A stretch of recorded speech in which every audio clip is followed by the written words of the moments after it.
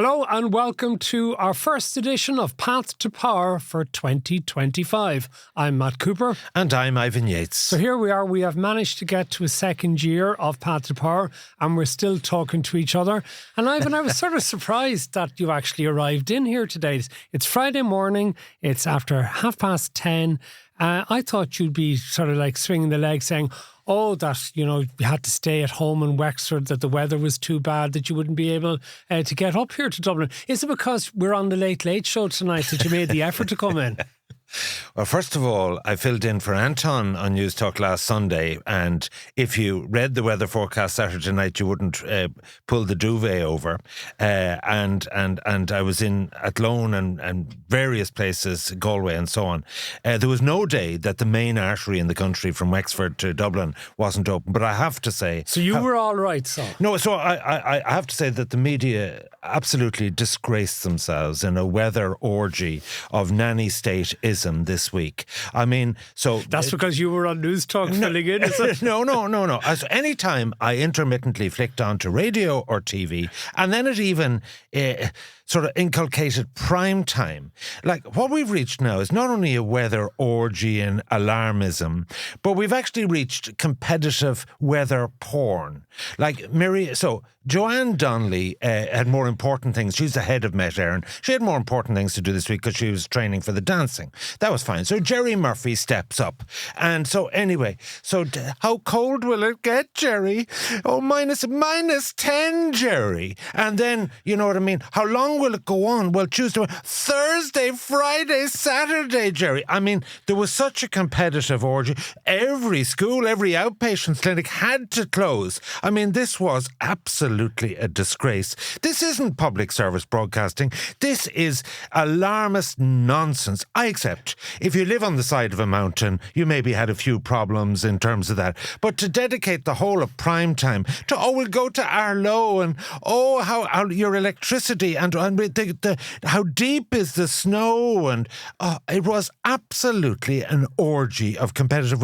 Look, we are all adults. Treat us like adults. There are people who have 12 foot of snow in different parts of the world. Get over it. Okay, clearly you weren't listening to The Last Word this week because we did just one item each night of about 8 minutes on the weather before we moved on to everything else. I'll actually come back to women in politics and some of the woke items that I did. I have inflicted on myself. Fine of the year for the use of the woke word. Oh, stop. I listened to you and some Tabitha lady from the Indo and some Kate lady from some NGO about gender in politics and gender equality in the cabinet. Put it like this. Justin Trudeau got his just desserts this week. We'll come to all of that. We'll come to all of that. Justin Trudeau, who won 3 elections, it should be said as well. But I'm getting back to the weather in it. Can I just ask, did you get any snow in Wexford? No. So there you go. Just because you didn't get any snow, it doesn't affect... Did Dublin get any snow? No. But hold on, but this is actually... That's the main artery of the country. Well, the rest are we're carrying the rest of the country on our tax-paying back. Oh, are you a Dubliner or a Wexford man? No. Sorry, well, most of my work is in Dublin. Yeah, okay. So let me tell you a little bit of my experience with the snow last weekend. We were down in Mill Street for my mother-in-law's 91st birthday. So I went down and the kids came down as well. And we all went by train, because we anticipated the bad weather, so we went by train. Yeah. But we ran into a problem on the Saturday afternoon. We were getting a taxi that would take 8 of us across from Killarney to Mill Street, and the snow was setting in. But the taxi driver did take us. The problem is... Which day was this now? It's a Saturday. Saturday, yeah, right. Okay. That could only start at Sunday, really. No, it didn't. See, this is you're factually incorrect again, Ivan. This is, facts and opinions are different things, Ivan. Right. So we had the kind taxi driver who, when we went through Rathmore, the snow was there. It was sitting already at that stage on the Cork-Kerry border in. And by the time we got to Mill Street in the heavy snow, we were afraid this guy wasn't going to come back to collect us. So thankfully, I said to him, look... a nifty goes a long way. Well, what I had to say was, look, I'll pay you later when you come back and collect us, right. Which he agreed to, which was fantastic, because it meant that he came back at about 11:30. Now, I hope you didn't night. flash your card. You paid in cash. I paid in cash. Yeah, that's the only way down in Mill Street, yeah. In Killarney. He was a Killarney driver. Anyway, he did come back for us. It was a dangerous drive all the way back. I have to say, like, we fair play to Dan, the taxi driver in Killarney, who brought us back and brought us back safely. What normally would have been a drive 35 minutes took 55 minutes. And that was when the snow was really coming down. Now, when we got back to Killarney, there wasn't a bit of snow. And he told us, you never get snow in Killarney, in the foothills of the mountains. You just never. You get snow on the outskirts and going up, but it won't hit Killarney. When we woke up on the Sunday morning, Killarney was covered in snow. Absolutely covered in snow.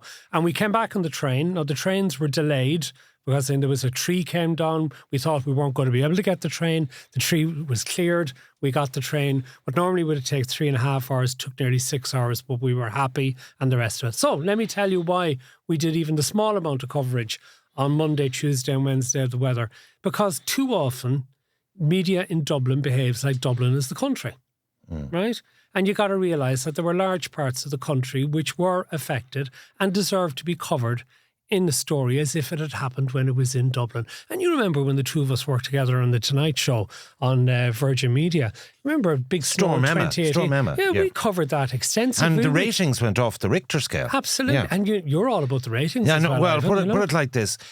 We had the longest Christmas, New Year's break ever of in excess of 2 weeks. And the first thing, any sign of work coming on the 4th of January, we have to take another week off. I mean, like, we just need to get a grip in this country and start working again. By the way, actually, did you go to the races in Leopardstown? Because I did laugh. I did. And were you able to see anything in the fog? No, I went the third day. And I also, what really pissed me off was I was due to go to Nace races on Sunday after the Anton show. And the weather was so bad. I put it like this.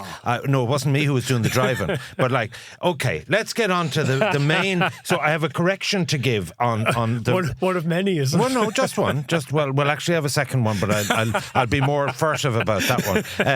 The first is our friendly Art O'Leary, CEO of the Electoral Commission, sent me a text on Christmas Eve. You can tell how busy he is. So anyway, he said that I had wasn't a public holiday. I had said on our last free episode, main episode, that Verona Murphy as Count Corla was chairman of the Electoral Commission. She's actually chairman of the Public Appointments Commission. She is not chairperson of the Electoral Commission, which Art is the CEO of, Mary Baker, the former Supreme Court Justice. So, as always, I'm happy to be corrected on that. But can I tell you, my phone was hot all week in terms of people ringing me about, Ivan, you know what's really happening with the government formation. So there's lots of stuff in the undergrowth going on. So. Go on, you tell me. Okay, well, first of all, I'll tell you then what I'm hearing. Okay, well, first of all, the Fine Gael position is that a deal has been done on the following very quickly. Next election, November 2029, which means that there are 58 months of the lifetime of this government. And if you do the maths, that works out at the rotation will be somewhere between, would be July 27 if it's 50-50, or up to October if it's 55%, 45%. And that, so the summer of 27 is when all the roulette wheel changes. But remember, I did say to you before Christmas, my belief would be that it would be September 27. Yeah, that's fair enough. The rotation would come. 27. That's confirmed. The situation is that I think that I spent the whole of the research I do for this podcast is actually unbelievable. I decided to go to my local library and get out the book Shane Ross, In Bed with the Blue Shirts, because in 2016, the election was on the 6th of February, and it wasn't until May the 6th that a government was formed. And in the second chapter of that book, it goes into great detail of the negotiations between the Independent Alliance. So while Shane Ross himself, Finian McGrath and John Halligan, who the main ministers, are no longer there, Sean Canny, Boxer Moran, Noel Grealish and Michael Fitzmaurice were all in the frame. And what I'm really saying is that when the Dáil resumes on the 22nd of January, I can see the programme for government being agreed. I can see the Ardeshina for FG and FF for membership and approval of it being nearly done.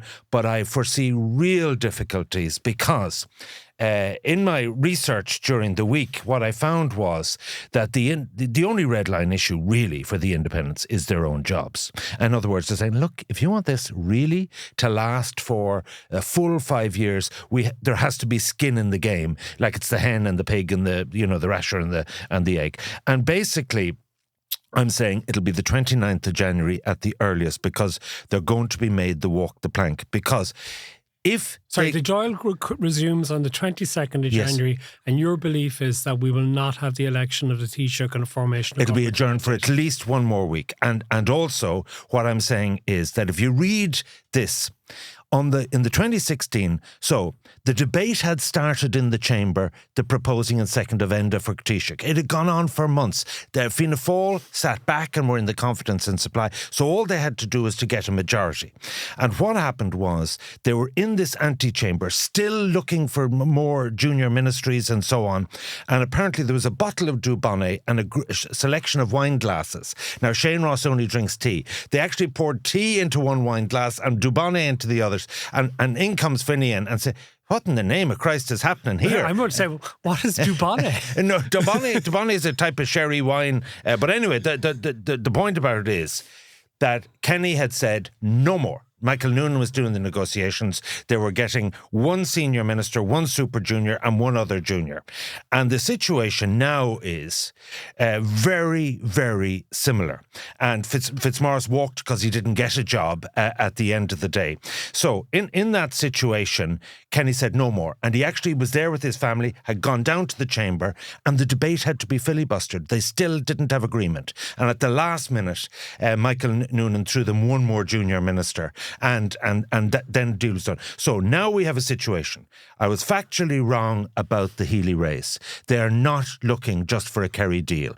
To get their 2 votes, Michael has to be made a super junior. So the deal at the moment is there are 3 super juniors, and between Fine Gael and Fianna Fáil, 1 each, and 1 for the regional independents, and no cabinet member. So if Sean Kenny or Noel Grealish, and I'm actually told the people in the group, the person they feel is their number one person is actually not Sean Kenny, it's Noel Grealish, in terms of service and respect and so on. And I'm not sure if someone in Fine Gael didn't promise Grealish that he'd get a ministry. So all of that's very competitive within them, because they're franchise holders, not brothers in arms. So at the end of the day, the first rock in the road is he wants to be a super junior, which means there'd have to be 4.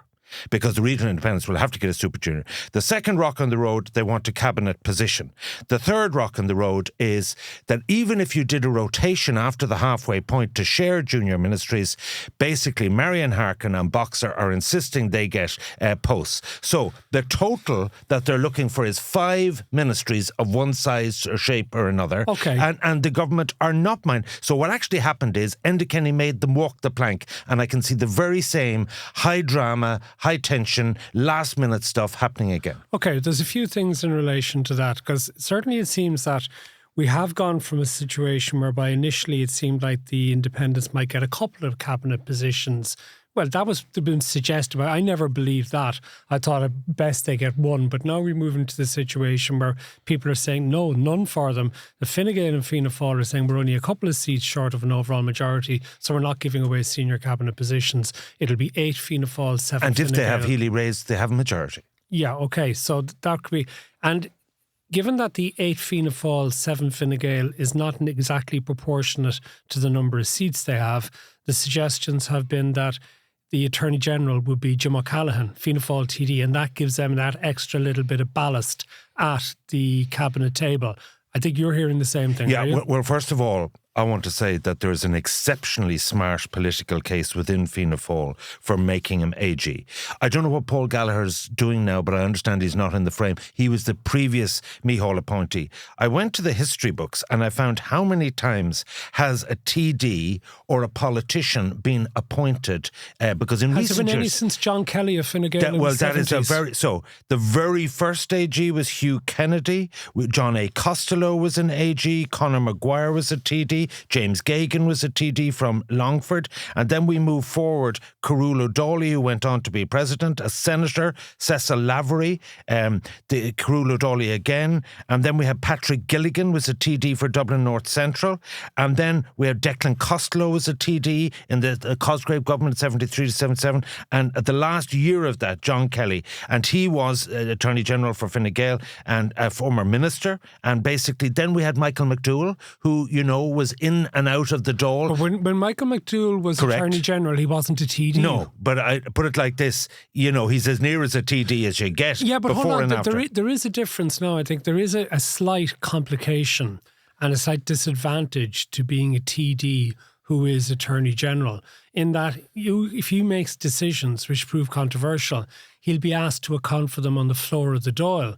Whereas the Attorney Generals that we've had in recent decades have had a degree of anonymity. They could walk down the street and nobody would actually know them. They wouldn't be required to stand up in the Dáil and account for the advice that they had given to the Cabinet. So there is a downside to it. But there won't be parliamentary questions. The AG's advice is absolutely privileged. Yeah, but in all circumstances, they never give it. There are ways that you can drag a TD into a debate like that if they're Attorney General. So I think now the advantage that I see in it is that it wouldn't require Jim O'Callaghan to, how shall I put it, need the discipline to run a department as a full minister. It also gets that's around. a bit harsh. It also gets, that is perhaps. You mean discipline or work? This would be a way that he perhaps could fulfil his ambitions to have a role at Cabinet without having to take on the administrative responsibilities of running a department.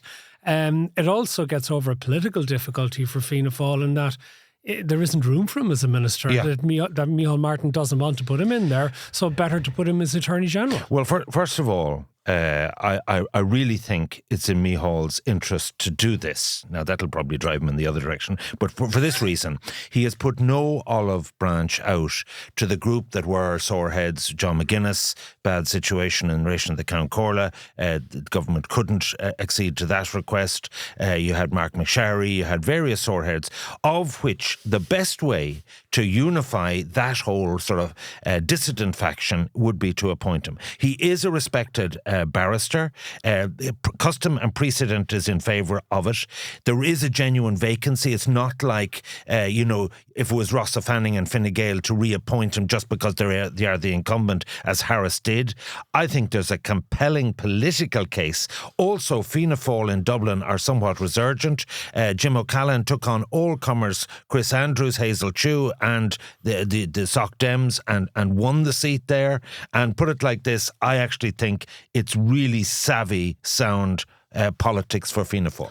Okay, we need to take a break, but when I come back, I want to go back to Michael Healy-Rae because I want to raise the possibility that Michael Healy-Rae isn't the best negotiator in the world. We'll get to that when we come back after this.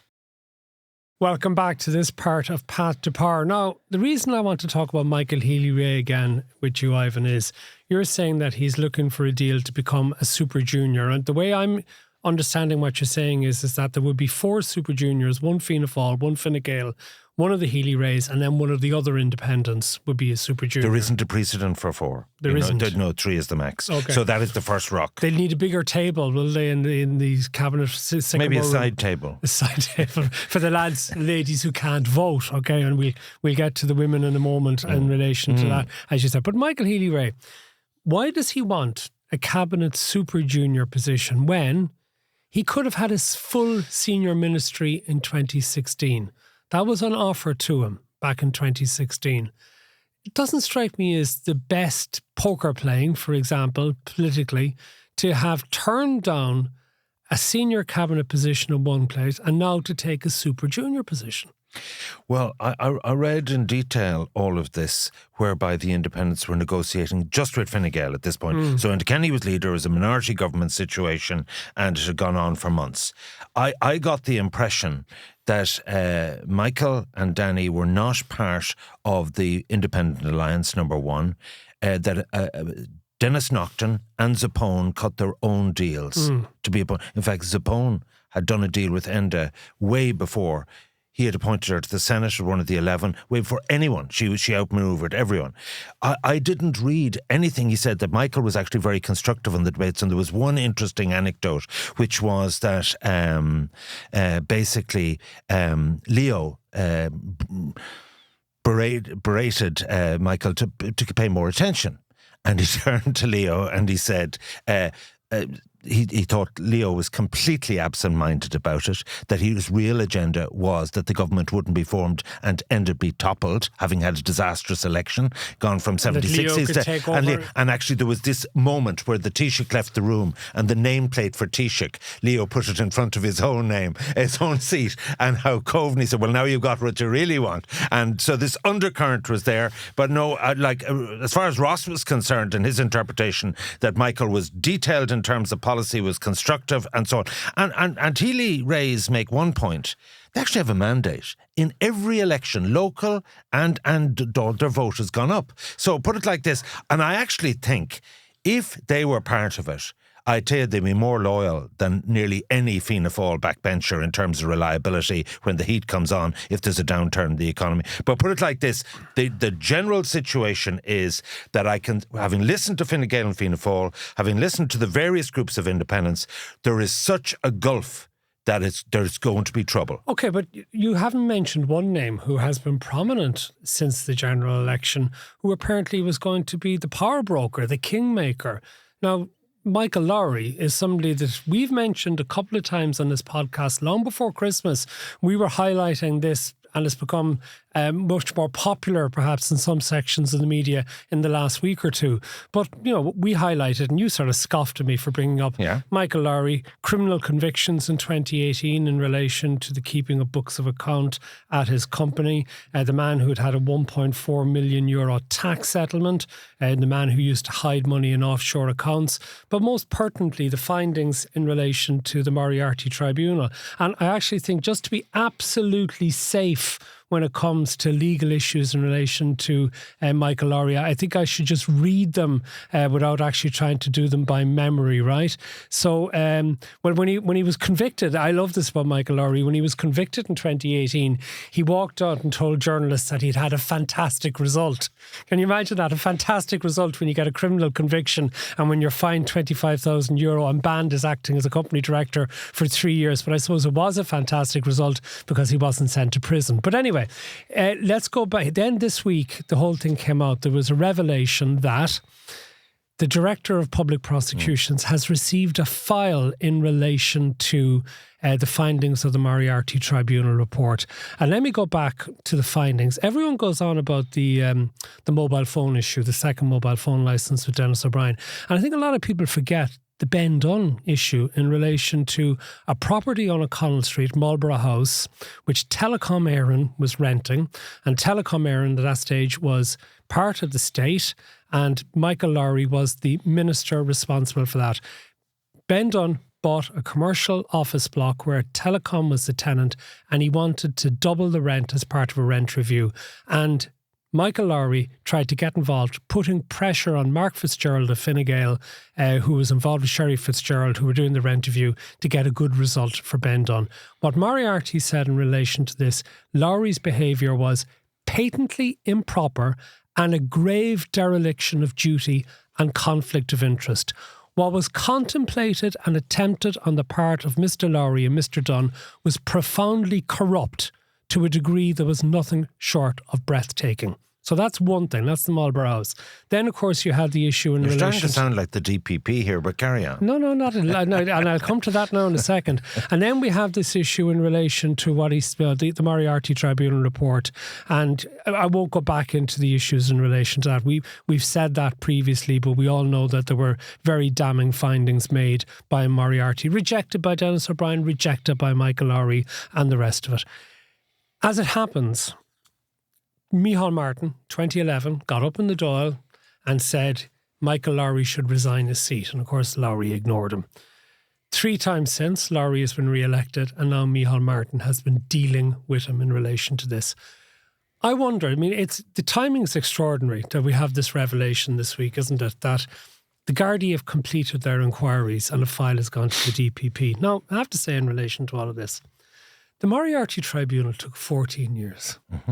The Garda investigation into the findings of the Moriarty Tribunal, and they had to go and reinvestigate because you couldn't use the tribunal findings as the basis of a prosecution. The Garda had to do their own investigation. Another 14 years. The wheels of justice grind very slowly in this country. And I think what's going to happen here is the DPP will take its time in making a decision. And I have to be careful here legally, but I would be surprised if the DPP decided to go forward with a prosecution because of a couple of reasons. One, Ben Dunn is dead. So that particular Ben Dunn episode, key witness would not be available. What is the statute of limitations, by the way? I have no idea. Well, I thought it was 6 years, but the point is this. Sorry, let me just finish the point. Yeah, so that's sure. But what happened here is, I suspect that because of the passage of time and because key people are dead and maybe others are maybe going gaga at this stage, it's taken so long, that the DPP will do nothing and then Michael Lowry will actually try and present that as a vindication. Right. Well, you've said a lot there. So first of all, how long has the last word gone? 20 years? If I was to go back 14 years and pick something that you said that you know, that maybe in the light of day now you might regret. So I don't think that high bar should apply to anyone. Are you applying that to what Micheál Martin said in the door? Exactly. Because I'm glad you're not saying, because I'm not aware of us having done anything that would attract the attention of the DPP on the last word. But the point about it is this, to take statements. So we have two situations here. One is the actual offences you speak about. Alleged offences. Yeah. Were 29 years ago, and the actual report of the Moriarty Tribunal was 14 years ago. And one has to not unreasonably ask the question of Drew Harris. Why now? Why at this sensitive political time is this issue in relation to Michael Lowry being brought up? I don't know the answer to that question, but you can rest assured people are saying to Helen McEntee, well, what the heck is going on that just now is the time at which this would be brought But forward? has it undermined Lowry's influence now over these negotiations? So why it hasn't? At a time when you've already been outlining that the position of the independent group that Lowry has been representing has become a little bit weaker, and perhaps the government, or Fianna Fáil and Fine Gael, are starting to play a little bit tougher. Has Lowry's own personal power in his negotiating position been undermined by this revelation that a file has gone to the DPP? First of all, none of this is helpful to Lowry or the regional independent group. However, the get out of jail for both Micheál and Simon is that Lowry from the outset has not been looking to be an office holder himself. And as you know, the standards for being a cabinet minister are different to the standards of being a TD. If you get elected, it doesn't matter what you've done, basically that is your mandate. The difficulty for the government and Fine Gael and Fianna Fáil is that it is a very tricky negotiation where 1 minute you have to come back to the group of 8 regional independents and say, look, we haven't a chance of getting this, or realistically we'll hold out for that. And someone has to astutely, in an experienced way, handle that. And I don't think you will get better than Lowry for that type of situation. So he is the bridge and the glue to keep this together. So I actually think it doesn't matter. But is it helpful? No, not at all. And one has to question the motives of why this is at this most sensitive month being brought up. Well, okay, I wouldn't say necessarily month. I think we should emphasise that I would believe, and I think you would believe too, that the Garda Síochána is absolutely free of any political interference in relation to making decisions as to what files go to the DPP. I want to state that now for the record, Ivan, okay? So maybe it's just coincidence, timing-wise. And maybe it's the correct thing. I mean, my bigger issue would be, I can understand in some respects why the Moriarty Tribunal took 14 years, because it was subjected to many legal challenges which delayed things while points of law were discussed as to what evidence could be brought forward. 14 years? I said it was too long, but there were reasons why it extended. I mean, in the first place, the reason it was set up was because the McCracken Tribunal was not given full and accurate information by many of the people under investigation, and more things were discovered subsequently. So that's one of the reasons why it went on. But I cannot understand for the life of me why a Garda investigation into something like this would take 14 years. 14 years to investigate? And I think that's a question for Drew Harris, and I'm sure... But I think it's a question for a lot of his predecessors as well, in fairness. Well, he's there, 6 years? Is it that long? Yeah, his term is up in March. Yeah, but surely the investigation should have been completed long before he ever became Well, part put of it like this, Commissioner. I have no doubt that at the next cabinet meeting, someone will tiptoe over to Helen and say, what the F is going on there? But we'll see. Okay, so well, we need to take another break, Okay. actually. And just to tell people as well, if you don't want to have to listen to the ads and the breaks, you could become a subscriber. And not only do you get this edition ad-free, you get an extra bonus subscription that comes out in a few days' time as well. But there's some people say that I'm shilling too much in relation to the subscription and commercial interest. So that's all I'll say about that for today. We'll be back to talk about women in the cabinet, a commitment to road building, and the Exchequer returns in the rest of this episode when we come back after this. Welcome back. Ivan, you were given out to me there at the start of the programme about an item that we did on the 6th of January on The Last Word, because the Women for Election put out, Katie Deegan suggested that what we needed was a commitment that at least 40% of the cabinet should be women. And Tabitha Monaghan, reporter from the Irish Independent, who's an excellent member of their political staff, formerly of The Last Word, came on and explained a little bit about what women were in running to get positions. And as we were looking through it, it looks, the idea that 7 of the cabinet, there may be 8 Fianna Fáil, there may be 7 Fine Gael, but it doesn't look like we're going to get 7 women, does it, as part of that 15 across the two parties? I was unfortunate to happen to have my car radio on at the moment. You listen all the time. No, at the moment. You listen by preference. No, my random listening. I was unfortunate enough to hit on this item, and all 3 of you were doing the usual virtue signalling that it was a disgrace, how the 40% gender quotas had failed in the general election, and how there should be 40% in the cabinet. What's going to happen is, I think Fine Gael will put 2 women in the cabinet, Helen McEntee and either Hildegard Naughton or Jennifer Carroll McNeil. Or it just might be 3. And Hildegard Naughton may get on the dual basis of being a woman and being from the West. Yeah. Particularly if they have 7 seats. And for Fianna Fáil, I think Mary Butler and Norma Foley will be appointed to the cabinet. So that would make it 4 out of 15, which is about 30%, which ain't bad. But it ain't good. No, hold on a second. First of all, let's go back to the people here. Because I kind of believe in democracy, and believe in it. We'll put it like this: it's better than some of the NGO nonsense that was force fed to us. So, first of all, this notion that we abandon a meritocracy and we appoint people on the basis of gender has no public support. We appoint people on the basis of geography. So, are you trying to tell me that there's lots of the men who have been appointed government ministers over the years got in on the basis of their ability, or got in on the basis of what particular part of the country they represented? I'm saying formidable women have been in Irish politics, both in government and opposition as party leaders, and they've done a good job. They didn't get there because they're women. They got there on a meritocracy basis. But just to look at the scores on the doors. You're still avoiding the point I'm putting to you. I want to make an a awful lot of men argument. have become ministers who just weren't up to the job. Look, there's an awful lot of politicians, could do better, male and female. But look, so we had the 40% quota and the public gave us 25%, 44 women TDs elected out of 174. I didn't see any poll of any description, qualitative, which said, what are the issues you're concerned about, where anyone said gender equality was on their Richter scale. Now, radar. Fine Gael have 10 out of 38. Fianna Fáil have 7 out of 48, the weakest. Sinn Féin have 15 out of 39, one of the best. So, the situation is, and I don't accept that the tokenism of any woman should be there in terms of just fulfilling a gender balance because 50% of the population are women.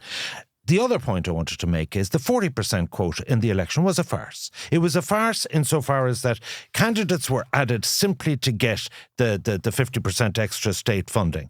Now, if you wanted to extend the 30% to local elections, or even extend it to the Seanad, that is worth considering. But we have a pyramid in politics whereby people work really hard. We spoke about independents trying to get their once-off chance to get to power and so on. So it's actually a rat race and it's very competitive. We should write a coach and forward through that and say that some people should get a fast track up. I believe it should all be done on merit. I believe 30% is where the quota should go back to. And I think at the end of the day, it's left to the public. Women know your place. 30% is enough for you. Well, put it like this. I think that's the level which the public want. But I don't have a problem with 90% women if the people vote for it. Okay. But they're not voting for it. And this NGO... kind of like sort of woke media, all put together. Two fines in your first episode. All put together, driving this when there isn't public support for it. Of course, there needs to be more women in politics and a greater contribution, but force feeding it is not the way to do it. Okay, I'm going to throw another one at you just to wind you up in relation to this. So, you mentioned Catherine Sapone earlier, who became cabinet, and she was a TD at the time. We had in the last Super Junior, Pippa Hackett was brought in and appointed to the Seanad and made a Super Junior. So could it be that given that Fianna Fáil has a woefully small number of women amongst its elected members, what about the idea maybe Fianna Fáil went out and picked some really impressive woman from outside of politics for putting into the cabinet and made a senator, because you're allowed to have two senators who could be members of the cabinet? Or is Micheál Martin too much of a traditionalist in the political sense, in that he believes you have to be elected as a member of Dáil Éireann before you qualify to be a member of the government? Well, the realpolitik of it is that if he had to face into a huge number of backbenchers who will get no preferment, maybe looking at a committee chair, people like Michael Moynihan in Cork Northwest, who had been more than 20 years a TD and not got anything and delivered 2 seats, and to pluck someone out of the Senate, I mean, I put it like this: only someone who's never been in politics could come up with an idea like that. He said it happened in the last government, Ivan. No, it happened for the Greens. Yeah. It happened. And how did Pippa get on in the Offaly constituency?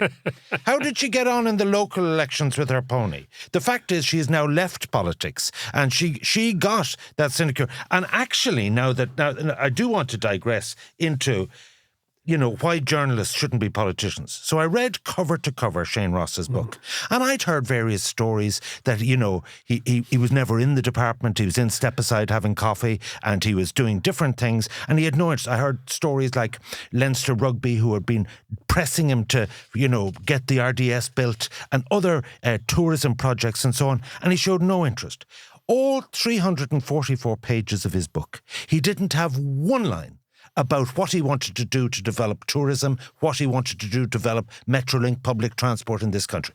He was interested in cronyism, which is a valid issue in terms of judges. He was interested in cronyism in terms of the issues that came up with the Olympic Council and Pat Hickey, and in relation to the FAI and John Delaney, which he dealt with some credibility. But the fact of the matter is, the entire tourism sector, worth 10 billion, the entire critical infrastructure of transport, he had no interest in. He was like Conor Cruiser-Bryan, another journalist, who were only interested in meddling and disrupting and dealing with other people's departments, and it is a really good argument why we should never put a journalist in the cabinet. Now, you see, you're actually a journalist. And you see, you're actually You are getting off on the wrong note for talk about season of goodwill. You see, you're actually very similar to Shane Ross in some respects. No. Now, I'll tell you how you're similar to Shane Ross. I was appalled by the book. Shane Ross didn't train as a journalist. Shane Ross was a stockbroker. That's right. And he turned to journalism as a second career, a bit like yourself. I mean, a bit after, like you might turn to it as a third career. Until after politics in the media whatsoever. No, but the point about it is this. He actually became a disruptor, and what he put people through, like justice wasn't his brief, and in fact the judicial reforms never went through. They thwarted it. And I'm not saying he was wrong about some of that, having lay people on it. But the fact of the matter is, a job of a minister is to say, right, I have 4 or 5 years. This is where I want to get tourism to have 10,000 more jobs. This is where I'm going to use EU and capital funds to develop projects. In terms of transport, these are the vital projects that I'm going to push and drive. He had no interest in any of them. No, he didn't read the briefs. He didn't care. All he cared about was cronyism and issues. And apparently, according to this, in his own word, there was lots of leaking going on. Did you read Owen Murphy's book yet? Well, no, the way it is, I went back to the library, brought back this book. I started reading Shane Kenny's book, Under the Rainbow. Oh, yeah.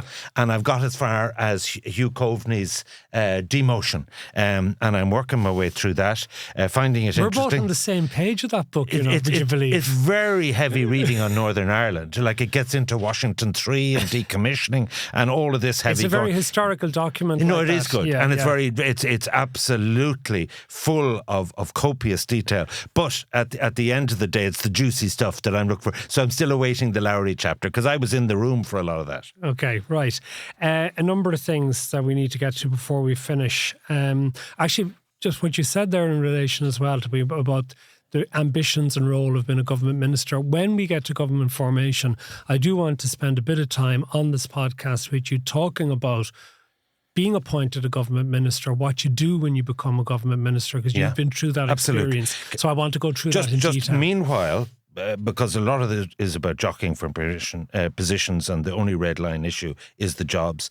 However, on the programme for government, I'm hearing some very interesting things. I think you're going to see a sea change in the next programme for government on the Greens being out of the room. For instance... road building is what I want to talk about. We'll come to your particular Cork parochial issue, but the M22, the Galway Ring Road, the whole ratio of 2-to-1 on public transport versus roads is going to change. Also, I'm hearing that one of the contentious issues is the VAT at 11%. But there's not many contentious issues. But I think the first thing that will be agreed... So that's for the tourism sector? Yeah. Or entertainment sector? No, well, it's for the whole energy sector. What's the... if it goes from 9 to 11... Oh, right, okay. The 13.5% coming down to 11, but things at 9% going up to 11. That was a Fine Gael proposal during the election. On the departments, I hear it's almost certain the Department of Education will be merged. I think... So in other words, higher and further education will be brought into the ambit of education. I think Fianna Fáil will hold education, get justice, Fine Gael get health. That's not been suggested. For example, John Lee in the Irish Daily Mail on Friday morning suggesting that there's going to be an entire swap, with the exception of housing, which he says will remain with Darragh O'Brien. Yeah. Every other portfolio will effectively be swapped between the two parties, which means Norma Foley would move out of education, and that Fine Gael would take education. Yeah, well, Fine Gael would definitely get foreign affairs, in my opinion, definitely get agriculture. And finance. Yes, but only for the half. For the time when Micheál Martin is seated. Obviously, the biggest issue is, are they going to come up with a credible housing plan? We've got a double. The outturn now is there for 2024. You see, I think the big thing for this government, as I was thinking about it, is going to be building things over the next 5 years.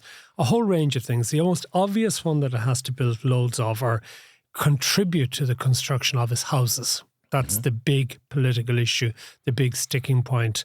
And we had more figures this week as well about continuing house price growth, about lack of supply, about how now it seems that people are unable to buy houses for themselves unless they get some sort of gift from their parents. Even second-hand houses in Dublin. Parents. They have to need some gift. So houses is the first thing. The second thing that I think is going to have to be an enormous amount of building of hospitals. And the outgoing government, I think, was really poor in relation to announcing elective hospitals, a really good strategy. The things still haven't been built. So there's a number of elective hospitals that we need. And they're day hospitals. There's 3 day hospitals. But that also will help in relieving the pressure that we have on the acute hospitals at present. And given the growing population, we need these extra beds. And the doctors are arguing that we need thousands of extra beds in the hospitals. And I think they're right. But we also need to build these elective hospitals to take the pressure off. So that's another thing. I think prisons are going to have to be built because, again, it's not a question of actually wanting to send more people to prison rather than having restorative justice. It's just quite simply that the population has grown so dramatically that if you have a certain proportion of crime, you need places to put criminals. So there should be the building of prisons. But the other thing that is, and then I also believe we need to be building more wind farms, and we need to be building data centres, and we also need to build more roads. And that's not an anti-green agenda either, actually, because again, it's just a function of the fact that we have 2.7 million people now at work. And with hybrid working at the moment is perhaps stopping absolute gridlock on our roads. But those numbers are likely to continue to increase. The population is increasing, and for all the public transport that you put in, the trains and the buses and the rest of it, you are still going to need to upgrade the existing roads and build new roads. It's a function of the increasing population. Well, there's three big ticket items. The Partine River Shannon water extraction, that's 5 billion. The Clonshock sewage treatment for the Greater Dublin area is another 5 billion, and Metrolink is 10 billion and rising. So those, all of what you said, plus those three flagship ones, and there is a commitment to build a new national maternity hospital, which will cost about 2 billion. But there are also some small, easy wins, and you say it's an old hobby horse of mine, but it came up when we were in the Opera House in Cork. I brought it up, and I brought it up previously. Apple pays us so much money in taxes on an annual basis, and we've also had this windfall of 13 billion plus. And there's Apple complaining legitimately to the government about you don't have enough bus services to our complex in Hollyhill and Cork. I would have thought the most obvious thing for any government which is so dependent on a major taxpayer like that is throw them a bone. If they're complaining that they don't have enough services give it to them. Make sure the buses go in place. Build the roads that go into that area. Yeah, I know. I actually looked up this. This is Hollyhill. Yeah. And they have 6,000 employees there. And the Bus Connect's proposal is out for public consultation. And the road, the North Distribution Road or something like that, is stuck in the mud. I think you're going to see Eamon Ryan out of the building, a radical change of the motto will be just get it done. Whereas the Greens was, well, let's get it, let the best be the enemy of the good. And I really think that that's actually what's required in the moment. And I think actually the independents have the same get it done approach to things, which some people would say is common sense. But also this week, and maybe we can discuss it in the subscription episode, the Exchequer returns, which gave the scores on the doors for the outturn of 2024, had some really interesting things, which, we're going to talk about Trump and we're going to talk about all that good stuff in terms of the challenges that lie ahead for the Irish economy over the next 5 years. And the Parliamentary Budget Office did a detailed study of the manifestos and clearly pointed out the cost of doing nothing.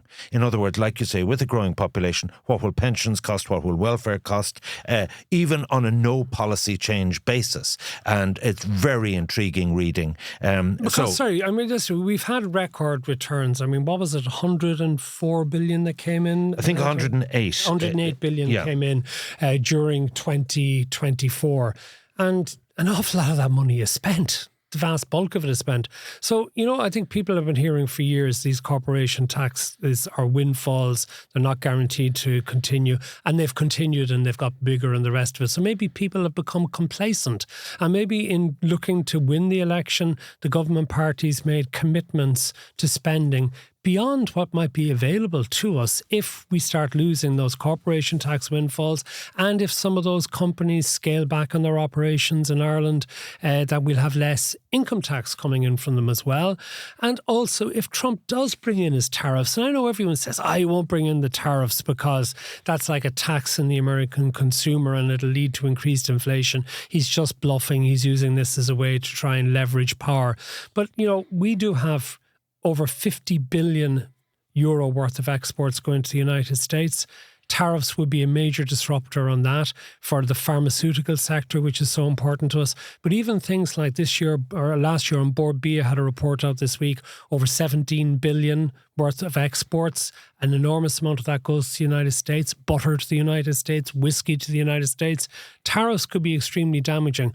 We are vulnerable to internet. We are not necessarily in control of everything for ourselves.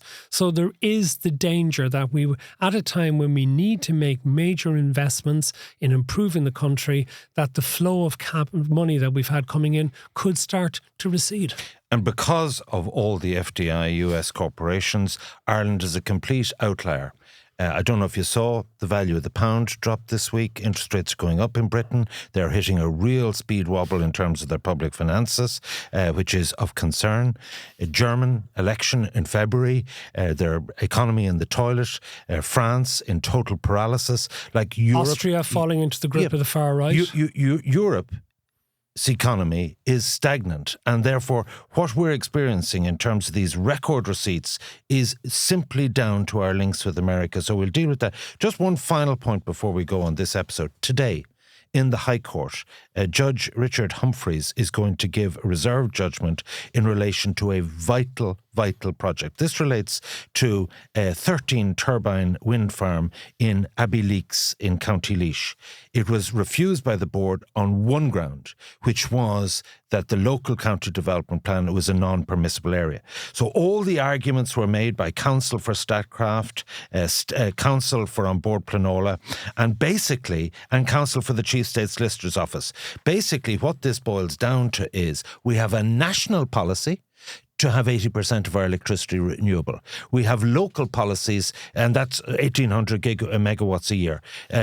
All of that is thwarted by all these county development plans. So in the crosshairs of this judgment, which will be absolutely profound and pivotal, and I don't know what way it's going to go, and we'll come back to it next week, is will he rule that local democracy and a county development plan prevails over a national objective, and it is really worth watching. And you see this week as well, the Board Planola rejected plans for 900 apartments in Dundrum. We don't need housing, do we? Did you miss that? That's shocking.